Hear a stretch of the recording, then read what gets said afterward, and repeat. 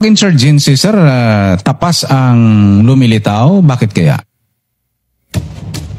Hindi, sir, kasi dito sa bayan ng Tapas o sa municipality ng Tapas, dito kasi tinatawag na isinilang ang insurgency or ang New People's Army na kauna-unahang na-organize dito sa municipality ng Tapas, particularly sa Barangay Katipunan. So kaya dito masabi na sa mga noong panahon, napakalakas talaga ng insurgency dito sa municipality ng Tapas.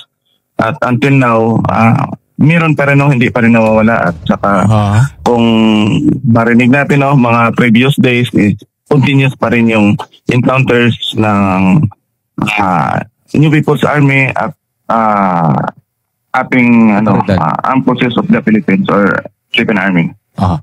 Ang Tapas ba, sir, ito? Mabundok pa itong lugar? Hello, sir? Ang Tapas